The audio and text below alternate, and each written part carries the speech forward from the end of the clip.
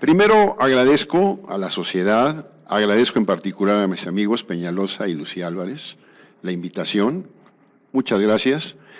Y lo primero que yo espero es no enfadarlos. Segundo, espero no traerles una plática de referencias bibliográficas, o sea, una estructura de un collage de libros para platicar. Les voy a platicar de lo que yo he aprendido en mis años de cirujano pediatra con estos problemas. El píloro. Ya escuchaban ustedes ahorita que fíjense que el primer problema que tenemos es la nomenclatura. Y voy a decirles por qué tenemos el primer problema.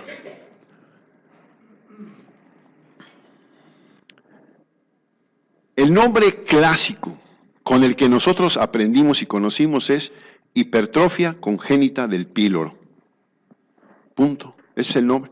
Y es muy descriptivo. Es más, es terriblemente didáctico. De repente apareció el nombre de estenosis pilórica infantil. No voy a hacer explicación ahorita. Estenosis pilórica congénita y estenosis hipertrófica infantil. Estos dos términos,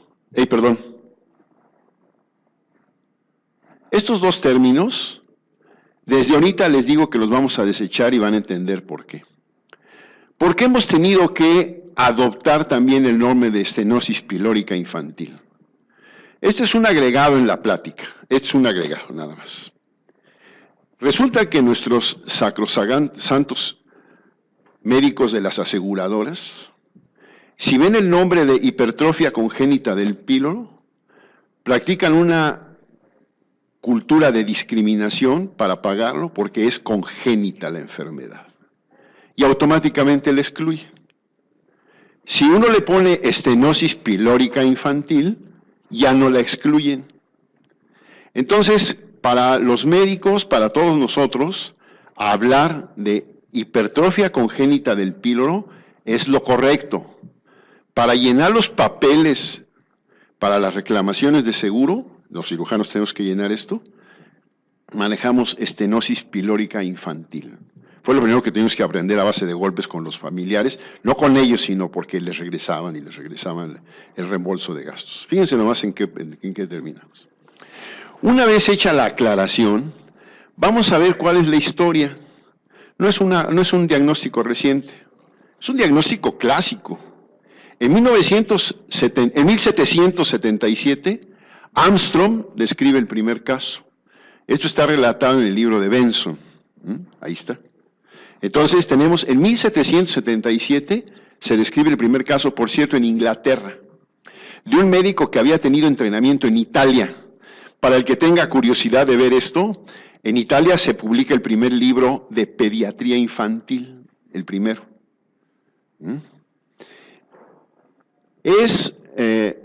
Hay un lapso, ¿no? Pero fíjense que en 1788, el primer caso masculino de 5 años de edad, manejado por Donovan y citado también por Benson en las historias de la hipertrofia del píloro. Fíjense bien, hipertrofia congénita del píloro a los 5 años de edad. No tenemos antecedentes de qué le hicieron, qué le dieron, cómo estaba esa criatura. Pues no. Aquí me detengo un minuto para decirles que ahora platicando con nuestros amigos los cirujanos generales, los cirujanos pediatras tenemos muchos amigos en los cirujanos generales, afortunadamente. Y cuando uno aprende a convivir con ellos desde su entrenamiento, yo me entrené en el Hospital de la Raza como cirujano pediatra, siempre convivimos con los cirujanos generales también, igual que con nuestros queridos hermanos los pediatras. Pero con ellos se platica de casos. Oiga, doctor, fíjese que ya viendo esto y viendo esto, adultos con problemas de píloro. Fíjense bien. Por eso pensamos que es interesante. En esta parte de la historia, me voy a ir al siglo pasado y al milenio pasado, donde yo ya vivía, obviamente. 1970. Empezamos un protocolo, estaba de residente, pero el diseñador del protocolo fue don Rogelio Hernández Valenzuela, por quien se quiera acordar de él. y el doctor Roberto Ramos Motilla. Y diseñaron un protocolo con neostigmina para los niños con problema de píloro. Al darles la neostigmina, los niños dejaban de vomitar. Y esto era evidente, clarísimo, no había problema.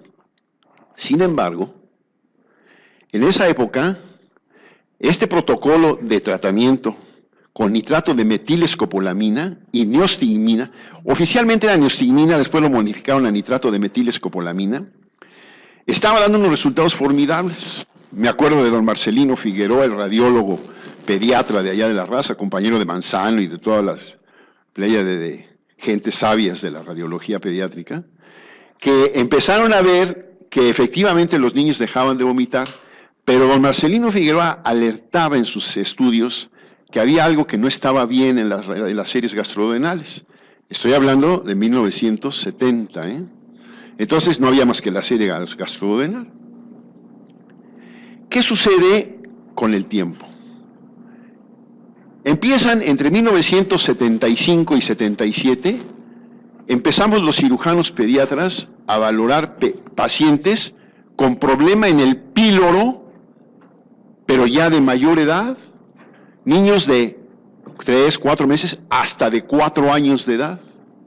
Eso sí fue. Y entonces se hace una revisión, a pesar de que estábamos en el siglo pasado, se hace una revisión del protocolo de investigación por el comité de investigación del propio hospital, y resulta que todos habían sido pacientes que estaban en el protocolo de la escopolamina o de la neostigmina. Entonces se suspendió el tratamiento de estos pacientes y dejó de haber píloros viejos, vamos a decirlos así, por la edad de los pacientes. En aquella época, cuando operábamos, me incluyo, a mí me dejaban operar luego píloros porque era el primer entrenamiento que podíamos tener, la reina de las operaciones. Entonces, esos niños estábamos acostumbrados a tener la oliva en la mano, aquí entre los 2 dedos, hacer un corte en la serosa y hacer una disección gentil con una pinza que originalmente era una pinza de mosco, la volteábamos y disociábamos, el píloro, las fibras musculares del píloro. Después apareció la pinza de Benson, así ya muy estilizada, luego la pinza de Straffon, luego vinieron muchas cosas, pero al principio era el mismo, disociar la capa muscular. Pero cuando operábamos a estos pacientes, nos costaba mucho trabajo, no se podía disociar. Y había zonas gruesas, zonas delgadas, y terminábamos haciendo piloroplastías, la más clásica, la denominada de Heining-Mikulicz, y nos iba muy bien, y el niño resolvía su problema. ¿Qué pasa en el año de 1997? Y a mí me pasa. Empiezo a ver otra vez niños mayores con problema del píloro. Empiezo a platicar ya ahora con radiólogos de la extirpe de Raúl Takenaga y de Israel Herrera en el infantil privado, y esto hablo de los medios privados. En el medio institucional no se aceptó tanto, por algunas razones que ahorita les comento. Pero en 1997 empiezo a ver nuevos casos de niños vomitadores mayores, multitratados y que se operan tardíamente. Pero lo más importante de esta época es que en mi memoria, todavía la tenía muy buena memoria para este momento, veía yo lo mismo, me recordé de lo que yo tocaba y palpaba de la época de 1975. Bueno, obviamente a ninguno de estos niños se le había dado neostigmina ni escopolamina. Por Dios, cualquiera de nosotros que tenga un poquito de cordura sabe que eso ya no se maneja. Pero así era igualito. Entonces, ¿qué pasó? Bueno, vamos a hablar un poquito antes de esto de las estructuras de las células musculares y longitudinales. Es bien importante entender esto. Todo el tubo digestivo tiene la misma estructura anatómica. Células musculares longitudinales y células musculares circulares. Entre ellas están los plexos de Auerbach y de Meissner. Ahí están, que son el sistema nervioso. Es bien interesante hablar esto porque van a ver lo que luego plantearemos para el futuro, de entender bien lo que son los plexos de Auerbach y de Meissner. Entre ellas, entre los plexos de Auerbach y de Meissner, están las células de Cajal. Estas células son neurotransmisoras. Tienen elementos bioquímicos neurotransmisores y son los responsables de la contractibilidad.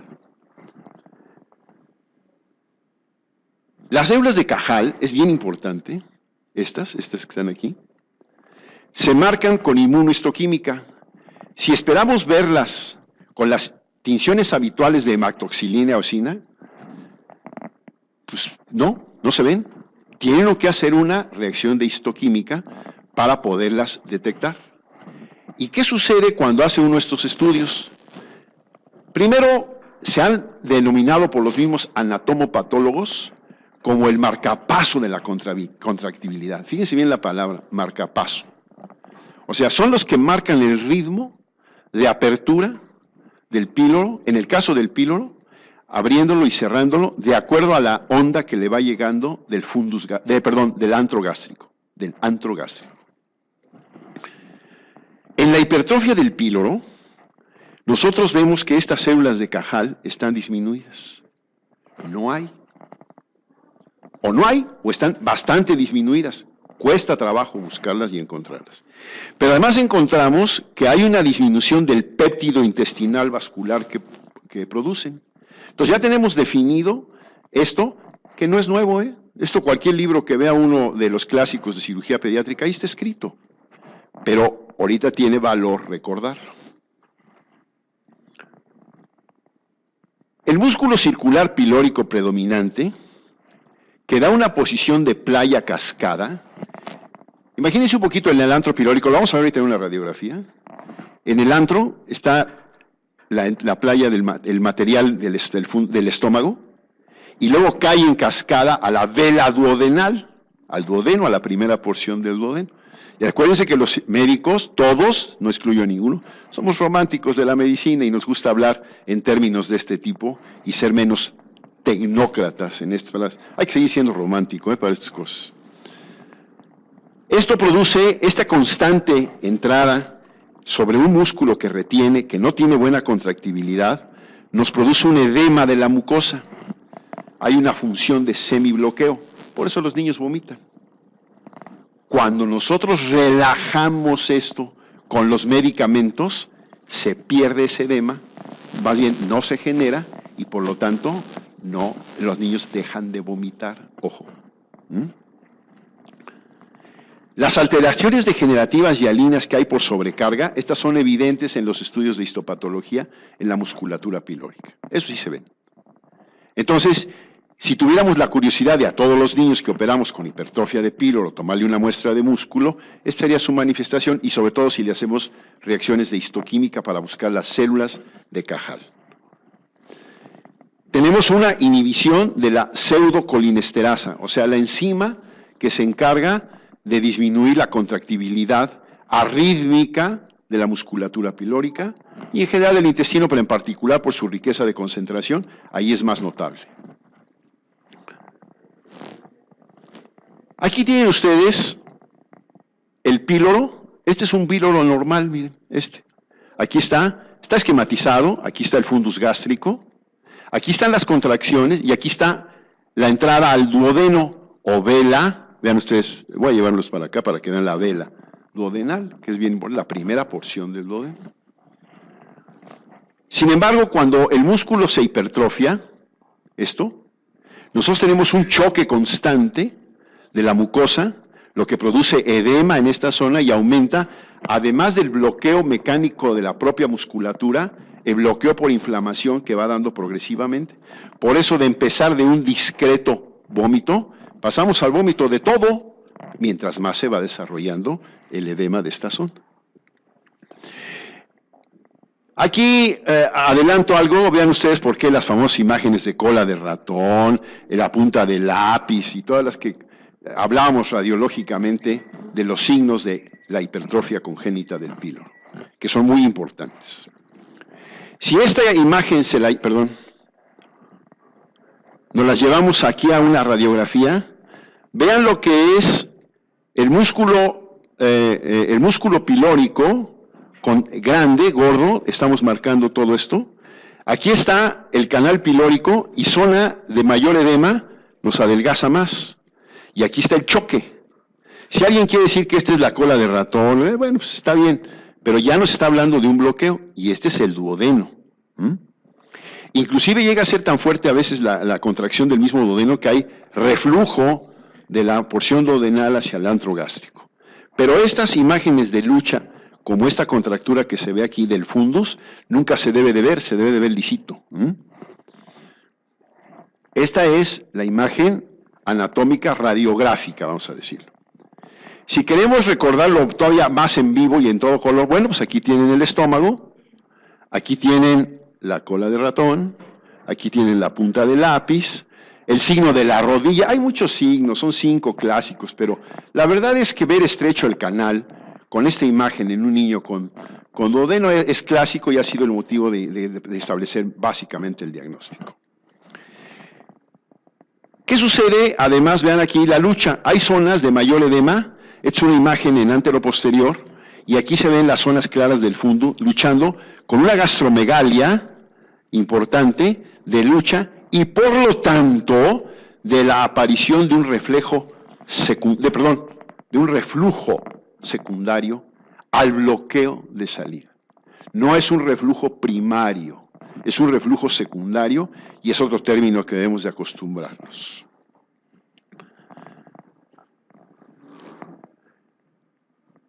La musculatura pilórica se disocia, pierde continuidad y aparece un término que es la irregularidad.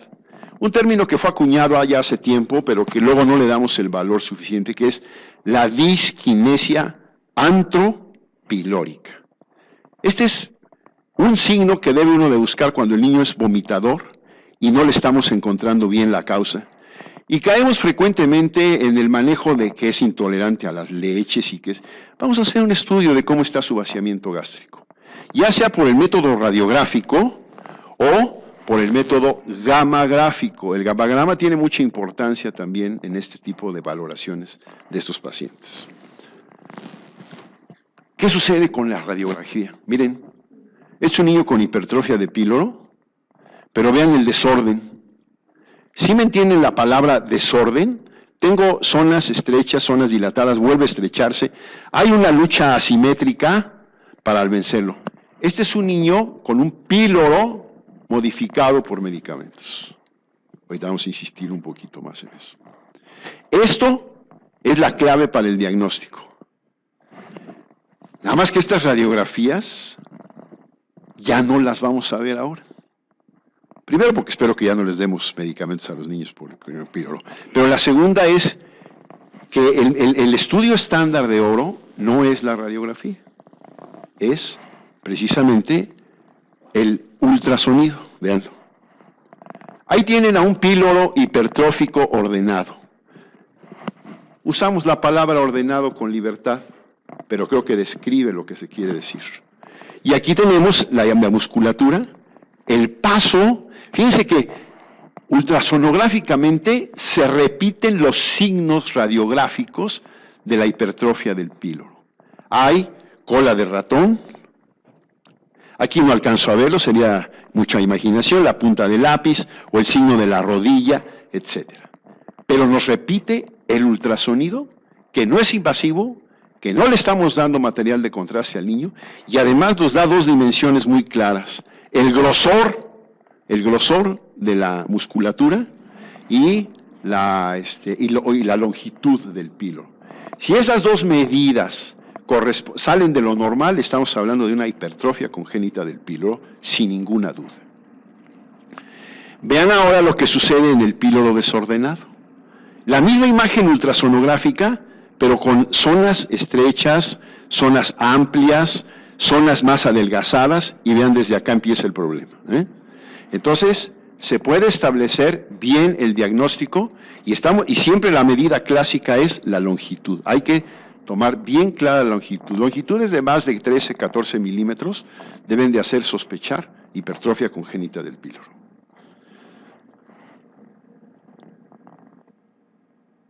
Y aquí aparece, hasta este momento, perdón el aburrimiento, aparece la clave de este asunto. Todos estos pacientes son pacientes personales, ¿eh? O sea, por lo tanto es una estadística muy pobre, pero constante para un médico es mucho. Y en todos ellos el antecedente común es cisaprida en todos ellos. Llámenle de la marca que quieran, pero es cisaprida. Porque al niño que empezó a vomitar a la segunda o a la tercera semana, nos fue cómodo empezarle cisaprida. Y el niño deja de vomitar y deja de estar molesto. Entonces, esto es bien importante. Todos estos niños, todos, vean las edades, 4 meses, 3 meses, 6 meses, 2 meses, 4 meses, 8 meses, 2 meses, 2 años, 5 meses, 2 meses, 1 año, 3 meses, 1 año, 4 meses, 1 año, 4 meses. Esto confirma que estamos viéndolos tardíamente. Otro dato importante. Vean ustedes, al principio Peñalosa decía muy clarito, ¿no? Predominio 9-1 del sexo masculino. Ya no lo vemos así, ¿eh? Hasta en eso nos están alcanzando las mujeres. Ya andamos ahorita en el 50-50, más o menos. O sea, aquí hay cirujanos pediatras y pueden saber que ya operamos a veces casi tantas niñas como niños operamos del píloro, ¿eh? El estado nutricional, vean ustedes, sobre todo con este de 2 años, llama la atención que es normal. Los demás sí presentaban grados de desnutrición. Estos niños, a todos se les hizo serie gastroduodenal, a todos. Y a todos se les hizo ultrasonido pilórico, menos al primero, porque en esa época, 1997, no estaba yo acostumbrado a tomar el ultrasonido como elemento base de diagnóstico. Pero después aprendí que era el elemento base de diagnóstico, el ultrasonido, que es otro concepto que quiero dejar ahí claro. Gamagrama, no en todos, por 2 razones. Primero que son de medio privado, entonces no tiene uno siempre al alcance todos los estudios para hacerlo. Segundo, no lo teníamos bajo un protocolo específico de estudios. Pero a los que se les alcanzaron a hacer, sí tenían retardo en el vaciamiento gástrico, ¿eh? Evidente. Y con muy buenas técnicas de medición que hay ahora.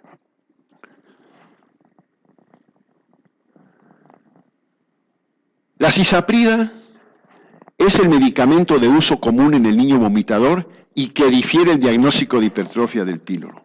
Me permito señalarlo, en base a estos datos que les acabo de presentar. Lo tardamos, lo hacemos que llegue después. Nos faltó un poquito de clínica al principio para poderlo decir cuando valoramos al paciente. Si fuéramos de veras muy clásicos, ¿verdad? Masculino, primigesto, 3 semanas. Y además una cosa que yo creo que aquí nomás uno de los médicos se me va a respaldar, no voy a decir quién porque lo estoy viendo, es el mechón de Freud, ¿verdad? Que se describía de estos chamacos. Peloncitos de todos lados y con un mechoncito aquí. Es muy característico y tiene el nombre de mechón de Freud. Su acción farmacológica replica exactamente el efecto de bloqueadores de colinesterasa. Exactamente lo replica, sin ninguna duda. Visto esto, tuve la oportunidad, no veo a la doctora Catalina Romo que me dijo que iba a venir de patología, pero tuvimos la oportunidad de valorar las células de Cajal en algunos niños de píloro y medir con histoquímica las reacciones de las sustancias que debemos de manejar ahí, que ahorita les digo por no adelantar. Y esto hace que mantenga el incremento, la fuerza de la capa circular y permite la degeneración hialina de las células del plexo de Auerbach, particularmente de las células de Cajal. Se pierde el marcapaso. Entonces, tenemos evidencia de que la cisaprida hace el mismo efecto. Propuesta. Pues qué sencillo, ¿no? Pues la plática es muy sencilla. En presencia de vómito en el primer mes de vida, pues vamos a iniciar siempre con las medidas higiénico-dietéticas antes de los medicamentos. ¿Qué les voy a decir a ustedes de las medidas higiénico-dietéticas? Pues se las saben mejor que yo, porque yo no los manejo de primera instancia. A mí ya me llegan con todo eso. Sería muy agradable oír siempre que su médico pediatra ya le dio el tratamiento, ya le dio las indicaciones, ya le dio la posición, ya le dio todo lo que manejamos de esto, y a pesar de eso sigue vomitando. No digamos que en los niños, que en la exploración, pues le palpé la oliva pilórica. Yo soy cirujano. ¿Vieron qué difícil es palpar la oliva pilórica? Dicen, es clásica. Mi reto cuando era residente, me lo hacían los residentes de mayor jerarquía, era que yo palpara la oliva pilórica para que lo pudiera operar. Pues yo creo que en el 50 o 60% de los casos hacía yo una sugestión inventiva de que había palpado la oliva. Y hasta le daba medida, para que vean qué falaz es esto.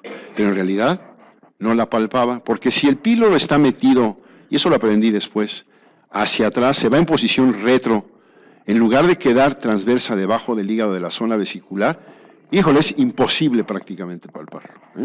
Si hasta para la cirugía, cuando uno abre al chiquito ahí para ver cómo está la panza, el píloro, salta el píloro a veces, o sea, lo ve uno ahí, y a veces tiene uno que, ¿verdad? Tiene uno que buscar con las pinzas, bueno, pues ahí, ¿dónde anda el píloro y buscarlo? ¿Por qué? Porque está en retro, y esto es un reto también de topografía quirúrgica. Los niños en el primer mes de vida que inicien vómitos a la segunda semana son merecedores de una sospecha de hipertrofia congénita del píloro. Y aquí les voy a decir algo. Todavía hace unos años, no puedo precisarlo, decía yo, espérense, vamos a esperarlos, no le hagan la serie tan rápido, vamos a ver qué evoluciona, cómo está. La verdad es que hoy con el ultrasonido no invasivo, aún en medios cuyo ingreso económico es de regular para abajo, pues estamos hablando de todo México, tenemos que hacerle un ultrasonido. Es más barato y práctico y quitarnos tantas pruebas de leches, medicamentos y todo, hacer un ultrasonido. Y dice el radiólogo, el píloro es normal, sus medidas son normales. ¿Saben qué? Lo que les diga a ustedes su experiencia y su clínica, pero ya no vayan sobre un problema de píloro. Eso sí se nota, luego. El ultrasonido, por lo tanto, actualmente es el estudio base para el diagnóstico. Todavía ahorita hay compañeros médicos, pediatras, no voy a hablar del médico general, porque todavía entonces me discrimina más el asunto, que lo único que conocen y reconocen es la serie gastrodenal. No, el ultrasonido es fidedigno. Ahora, yo decía al principio, de cuando teníamos esas discusiones allá con los cirujanos pediatras, que tenía que ser con radiólogos expertos. No, ahora los técnicos en ultrasonido, nada más denme las medidas. El que hace la interpretación soy yo, pero deme las medidas. Y ya más o menos oyeron, arriba también de 3,4 milímetros de grosor en la musculatura del píloro, ya tengo derecho a sospechar hipertrofia congénita. Futuro. Lo primero es genética. A propósito. Estamos convencidos, hay unos trabajos hechos ahorita, sobre todo por hindúes, que hablan muy claro de lo que es el código genético en el sistema neuroentérico. Esto es muy importante, porque algún día, si entendemos bien esto, vamos a poder pronosticar qué familias van a tener niños con hipertrofia de píloro. Ya ahorita lo sabemos, estadísticamente hay un factor de herencia. Ya sabemos que entre el 2 al 3% de niños con hipertrofia del píloro presentan un antecedente familiar. Les voy a contar una anécdota aquí, se vale. Estaba yo en mi consultorio y llegó una mamá joven con su bebé. Me dice, buenos días, doctor, buenas tardes, ya no me acuerdo. Fueron tardes. Dice, vengo a verlo porque mi niño tiene una hipertrofia congénita del píloro. Ay, joder. Dios de mi vida y de mi corazón, como dijo alguien que yo conozco.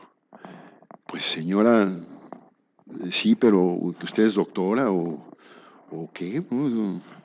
No, doctor. Usted me operó de lo mismo hace 24 años. Qué viejo estoy, dije, por Dios.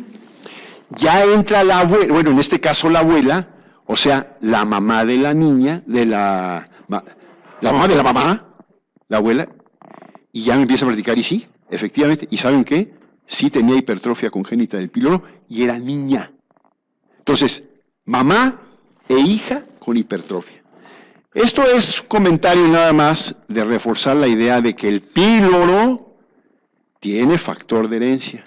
Que todavía los genetistas que están muy lejos de estas realidades, ahí vamos, ya nos puedan hablar de qué par genético, qué brazo, qué lóculo es el que se presenta en estos niños.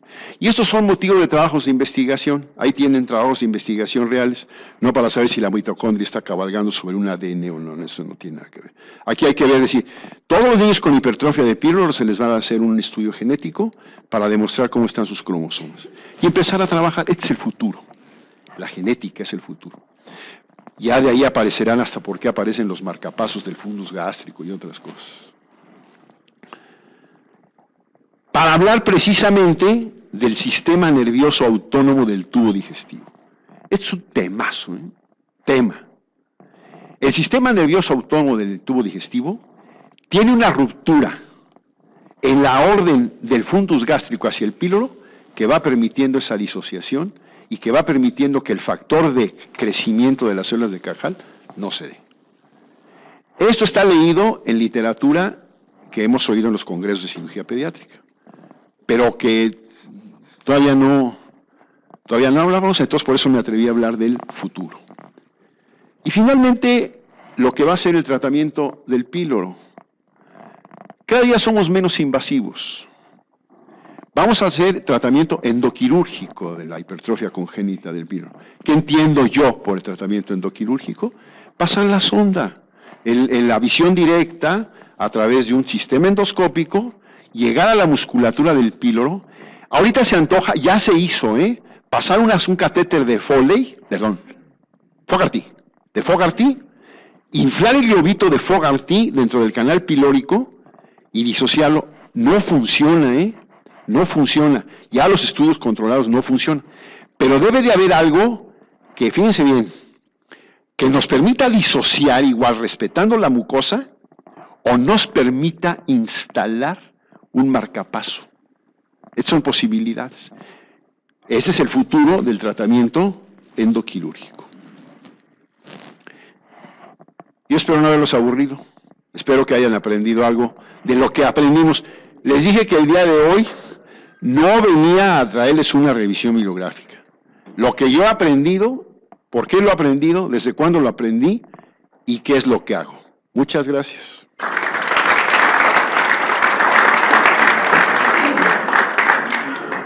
Bueno, la verdad es que honestidad al decirlo de la oliva pilórica, hace que uno se sienta medio mal.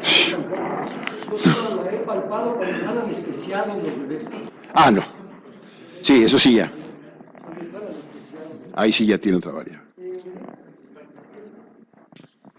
El uso de omeprazol, ¿piensas que también nos puede estar causando este tipo de problema? Se ha dado como algo inofensivo y que lo usemos mucho tiempo y que para un tratamiento del reflujo, pues, también tenemos que usar forzosamente omeprazol, ahora ya más que ranitidina o esas cosas. Y o nos regresamos a usar tratamientos antiácidos convencionales, menos agresivos, pero que evidentemente el niño está sufriendo de agruras, lo estamos viendo, ¿no? Entonces, ¿sí los recomiendas? ¿Qué opinas del omeprazol? En fin. Primero, no tengo experiencia en el manejo de omeprazol en estos casos. Cero. Pero la segunda es, aquí sí con un pensamiento quirúrgico 100%. Si yo tengo el diagnóstico de una hipertrofia congénita del píloro, lo opero. Y resuelvo en menos de 24 horas el problema. Y lo más importante, no lo estoy sujetando a una medicación crónica que debe de ser la antítesis de lo que los médicos buscamos. Por eso ese otro tipo de tratamientos, para irlos buscando y previniendo. Sería mi contestación. Hay preguntas o comentarios porque esto es algo importante. Sí, Manglio, por favor. Obviamente, agradecer al doctor que, obra que yo lo diga, pero es de los grandes maestros en cirugía pediátrica en México.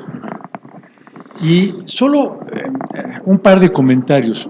Lo que decía en cuanto a posibilidades de otros métodos, entre comillas, menos invasivo.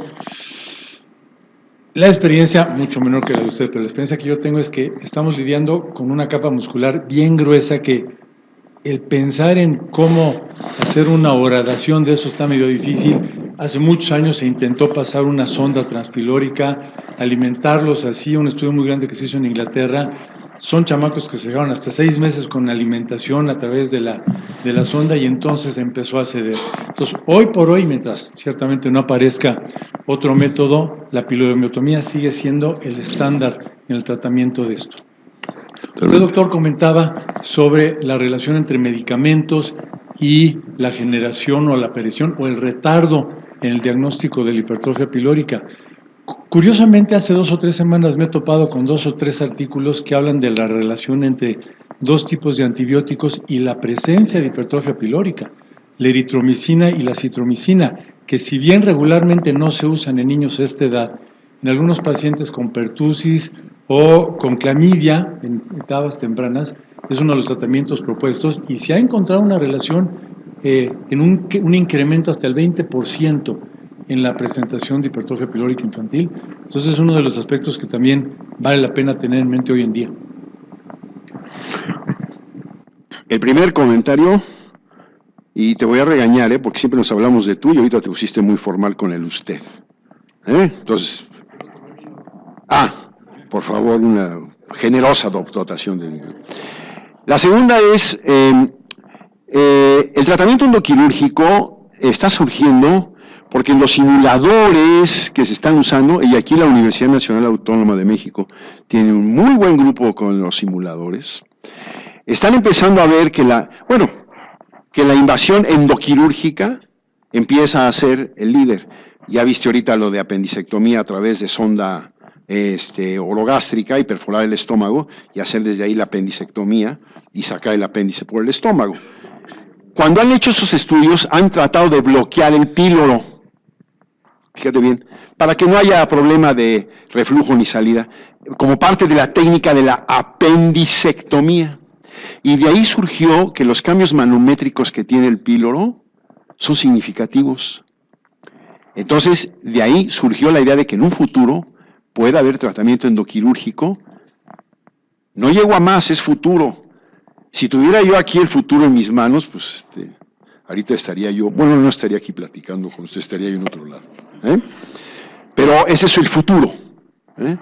Y finalmente, tu comentario que acabas de hacer de los medicamentos tipo macrólidos para ser más específico, es totalmente cierto, pero no por una acción directa sobre las células de Cajal. Resulta que es una vía metabólica del hígado en el cual se bloquea la coenzima que va a actuar como inhibidora de la célula de Cajal. Es interesantísimo eso, Entonces, si es cierto, otra vez, un hecho clínico de observación tiene traducción científica demostrable. Eso no quiere decir, por favor, que cambien su criterio de medicamentos, ¿no? Pero tengan cuidado, vean todo lo que puede suceder. Por cierto, les voy a hacer un comentario que no está en relación con la presentación de hoy. Yo estoy en el Hospital de Pediatría del Centro Médico Nacional en la Junta de Gobierno. Ya a mi edad, pues ya soy representante de Junta de Gobierno, entonces, ya no puedo hacer otra cosa, ¿no? Pero tuvimos que analizar el caso ya de 7 niños trasplantados de hígado con el antecedente de intoxicación masiva por ibuprofeno, con una destrucción severa del hígado. Cuiden mucho las dosis de ibuprofeno, por favor. Ahí están los casos, el que quiera platicar la fuente y dónde están en el Hospital de Pediatría del Centro Médico Nacional. Hace 15 días se trasplantó el último con un segmentario. Entonces, este es un comentario extra que me parece que debemos de tener de cultura. Si se manejan las dosis adecuadas, no hay ese problema. El problema es que, como dicen las mamás, tiene fiebre, le doy medio frasco. ¿Sí me entienden? O sea, a ese grado ha llegado a ser de libertino el medicamento. Entonces, gracias por los comentarios, man. Muchas gracias.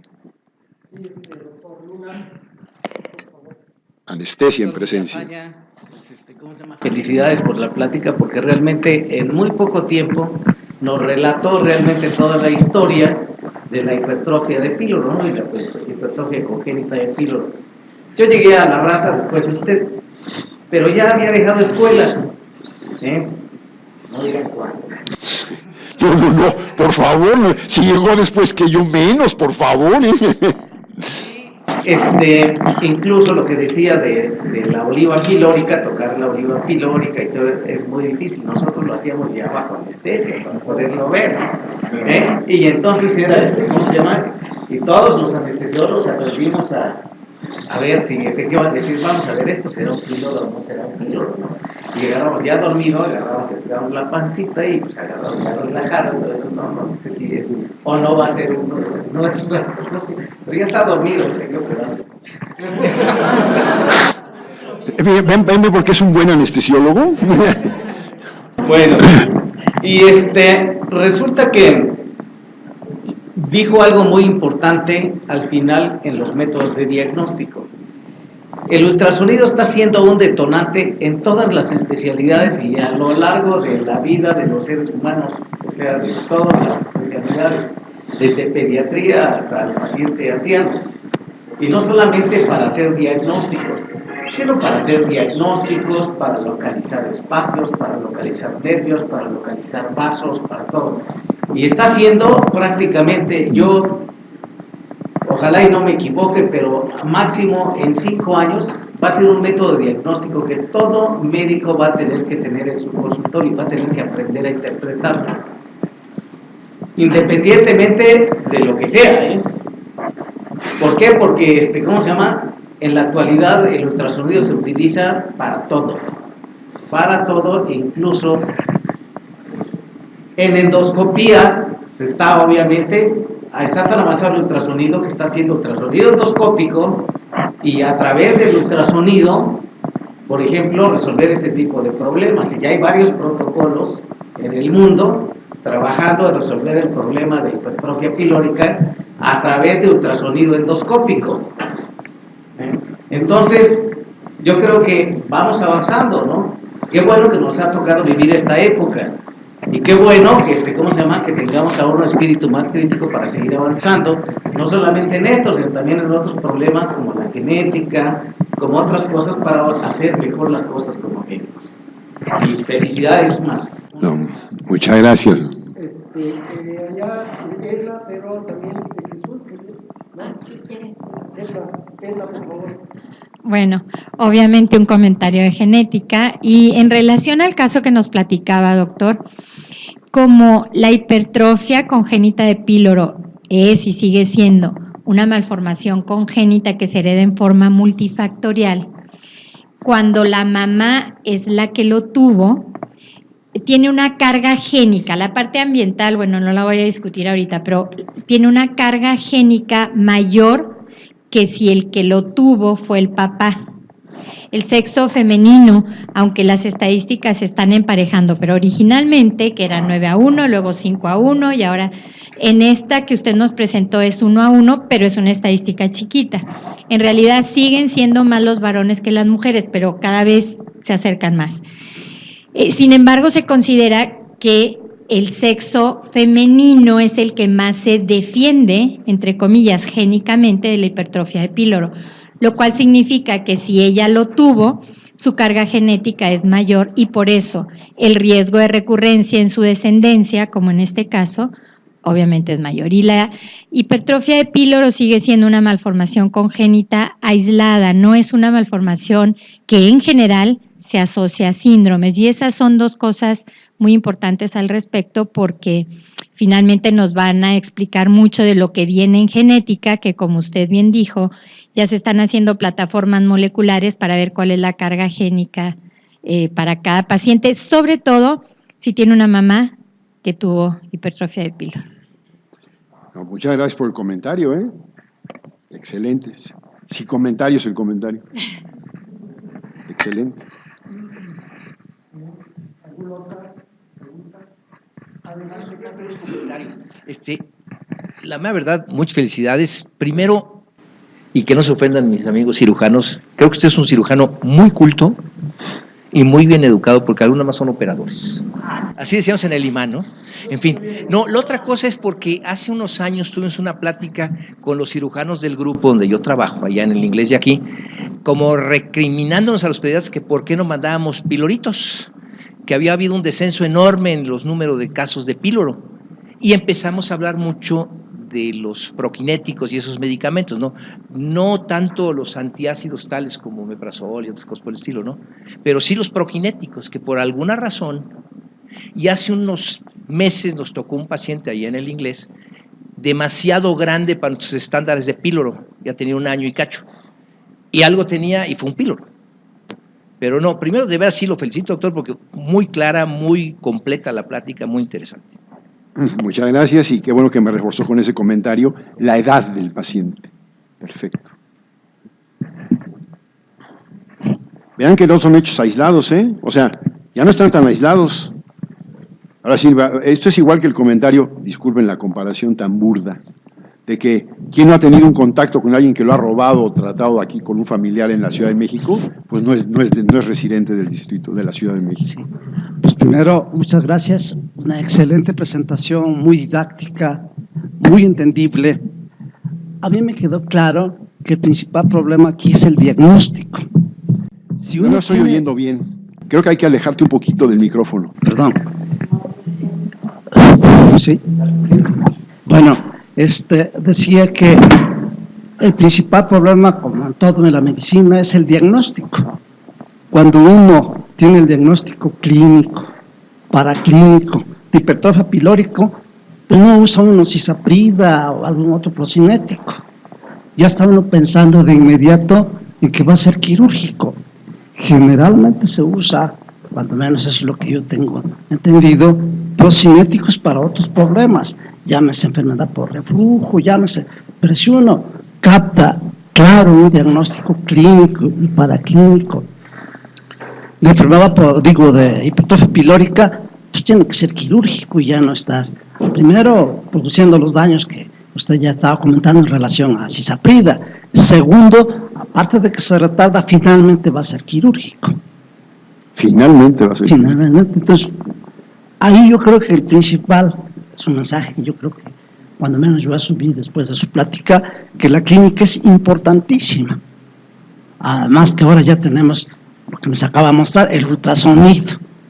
Caray, ya casi dice, es hipertrofia pilórica, pues ya se acabó la discusión, no va a estar ninguno de los ni procinéticos ni antiácidos, porque la clínica me está diciendo, este niño está vomitando, va a dar, y la mamá, la familia va a estar inquietísima, el niño no puede tolerar, no puede comer. Gracias. Muchas gracias por su comentario, doctor. Dos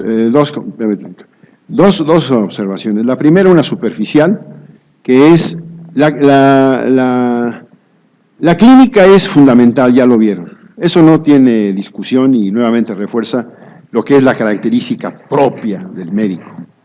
Y la segunda es, me hizo recordar algo, que el reto de antes era que los médicos dijéramos, ¿es hipertrofia de píloro? Luego llegaba un anestesiólogo curioso y decía, sí, sí es, pero ya ha dormido el paciente. Pero hasta ahí. Y el reto era no pedirle estudios. O sea, era un reto clínico, no era una competencia de otro tipo. Mientras menos estudios y más certeza en el diagnóstico, pues mejor médico. Hoy, ¿por qué todos los niños tienen que tener un estudio? Porque el médico está perseguido, literalmente, por el público en general. Sí, señor, yo dije que es una hipertrofia congénita del píloro, y aquí está la demostración del auxiliar de diagnóstico que nos conviene en este momento. Punto. Y se acabó. Aunque cueste, pero que le cueste ahorita unos pesos al paciente, a que me cueste pues, después una demanda porque no están contentos, si no tuve yo y aparece el lobo del médico, que es el propio médico, diciéndole que ¿por qué no le pidió siquiera un ultrasonido? Háganlo, háganlo. No esperen a que el cirujano lo haga. Qué bonito es que No es que no haga el cirujano clínica, pero que le llegue al cirujano ya el caso. Es una hipertrofia congénita del píloro porque así lo diagnostiqué y porque así lo demostré con el estudio ultrasonográfico. Por eso aproveché el comentario. Doctor Medesigo. Gracias. Cirujano. No tengo duda que la plática fue excelente. Una disculpa, yo llegué tarde. Yo tuve un paciente que llegó al año de edad con hipertrofia de píloro. Y la observación, el comentario viene a que creo que sucedió esto, que no se hizo el diagnóstico, porque yo lo estuve viendo, fue, aunque se sospechó, era un paciente pequeño, prematuro, y el reporte siempre fue que no tenía hipertrofia de píloro. Se le hicieron 2 o 3 series. ¿El reporte fue? Que no tenía hipertrofia que no de píloro. Y se le hicieron 2 series y tampoco reportaron hipertrofia. Se reportaba reflujo. Mi error fue no haber hecho una endoscopía. Entonces, no todos los diagnósticos tienen que parecerse en todos los pacientes. Cada paciente debe uno de tomarlo y tener cuidado al hacer el interrogatorio. No es cierto, como dice el doctor, se me fue el nombre, que no, los cirujanos nos dedicamos a operar. Tenemos que hacer una buena historia clínica. Y de mi parte, sí, le busco y le rasco. Gracias, doctor. Felicidades. Gracias.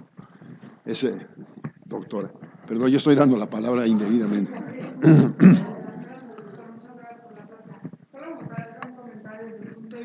Gracias. De pediatría y de la estabilización del paciente, o sea, tenemos la sospecha clínica, hacemos la confirmación radiológica con el ultrasonido, como ya mencionó, que es la primera opción de estudio paraclínico, pero dentro de la estabilización en el servicio de urgencias, donde se tenga al paciente, también recordar que además de los exámenes de laboratorio, pues prequirúrgicos, también tenemos que cuidar el perfil de alteraciones metabólicas, como puede haber algo de alcalosis metabólica, ¿no? Como por la pérdida de cloro, y eso también vamos a necesitar, junto con dejar al niñito en ayuno y junto con dejarlo con soluciones calculadas, que es parte también como de la estabilización desde el punto de vista pediátrico. Nada más deja ver tu tono de voz. ¿Me lo preguntaste o me lo estás No, nada más afirmando? para estar como en consenso de parte de pediatría como para hacer la aportación médica. No tiene ninguna discusión. Ahora, en el medio en el que están trabajando todos ustedes, todos, nosotros, es muy difícil que llegue un desequilibrio hidroelectrolítico. Entre la rapidez del diagnóstico, las condiciones nutricionales, el manejo correcto. Pero ¿qué tal cuando se van a los medios suburbanos o periféricos de las grandes urbes, los suburbanos o los rurales? No, las alcalosis que se ven y desnutriciones, ya no del píloro tratado, no, el puro pílorito solito, ¿no? No, pues se impiden la cirugía. Asiéntenlo siempre muy bien, que hasta que esté estabilizado el paciente se puede operar. El riesgo anestésico de un paciente en descompensación metabólica es gravísimo. Y no crean, no entramos si no estamos seguros de cómo están las condiciones generales del paciente. Bien. Bien entre lo que cabe, ¿no? Sí, claro, gracias por el comentario, es correcto.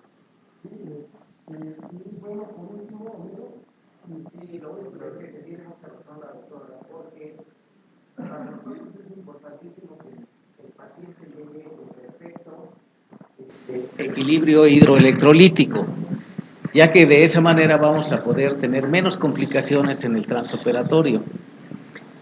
Y quiero decirles que las complicaciones en el transoperatorio son graves y de alta mortalidad en los lugares en donde a veces entran así como dice, ¿no? ¿Por qué? Pues entran a quirófano, ¿por qué? Porque el cirujano tiene que salir antes de las 2 de la tarde, de las 3 de la tarde. No aquí, no es el medio, ¿no? Pero en el medio, en los hospitales públicos, normalmente es una carrera contra el tiempo, ¿no? Hay que meterlo antes de que se vaya el cirujano. Y a veces llegan en muy malas condiciones. Y hay que nosotros echar mano de todas las habilidades y los conocimientos que tenemos para que el paciente pueda estar bien. Tienes toda la razón. ¿Me permiten una dislexia por ahí de transitoria? Para que vean cómo hay excepciones. Cuando yo estaba de supervisor de los servicios médicos del Instituto Mexicano del Seguro Social, me tocó ver un hospital en Sonora, específicamente en Puerto Peñasco, el puerto que está en el Golfo de California, y mi costumbre era llegar a urgencias a ver qué había. Y fíjense lo que había un niño en el servicio de urgencias, de 1 mes de edad, masculino, vomitando desde los 15 días de edad. El diagnóstico de hipertrofia de píloro era clarito. El diagnóstico que tenía era que una madre maleducada y que no le estaba dando la leche en forma adecuada.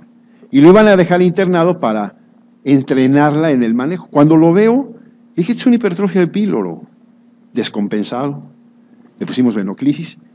Pedir una serie, un ultrasonido allá, pues es estar en el desierto del altar, ¿no? Entonces, lo único que alcancé fue a tomarle una placa simple de abdomen, en donde se veía una evidente gastromegalia. Iba con nosotros en la comitiva un médico, el doctor Merelo, anestesiólogo, y le dije, oye, de aquí a que llegue a Hermosillo por la vía de la transportación terrestre, se va a dar el patatús ahí donde llegue, ¿no? O va a llegar muy mal. Y si lo operamos, ¿estás loco? Entonces quiere decir que sí. ¿Qué creen que hizo Merelo? Y digo el nombre del médico anestesiólogo. Igual que Sánchez Trigos, le puso un bloqueo caudal al niño. Y lo operé bajo un bloqueo caudal en el tiempo que duró la evaluación de la unidad. Y me regresé y no dije nada, a los supervisores generales no les dije nada. Nomás le dije al residente, bueno, era un interno, que residente, ni que 8 cuartos, era un interno. Le dije, va tu vida en vigilar a este paciente. No, imagínense que a los 19 o 20 años le digan que va la vida de uno estudiando medicina. Yo creo que ni hacer pipí se levantó el médico, ¿no? Estaba ahí metido viendo al niño y cuidándolo y todo. Y me hablan a mí, a Hermosillo, ya donde estábamos, y me dicen, está muy bien, ya evacuó, doctor. Bueno, como dicen allá los norteños, ¿no? Lo voy a decir, ya cagó, doctor. Ah, perfecto. Entonces empieza a darle tecito y todo. La cosa es que salió muy bien el niño. Nunca lo vuelvo a hacer en mi vida, porque yo creo que una de las muestras que tengo en el miocardio depende de aquella época. Pero, para que vean las excepciones, esto no se hace, pero qué circunstancias para hacerlo. Ese niño nos sirvió, ¿verdad, Gorda? Mi esposa, que está aquí presente, nos sirvió que durante un tiempo recibiera yo unas placas de camarones de la zona de allá, impresionantes, porque era el nieto del abuelo líder del sindicato de pescadores. Aprovéchense. Gracias.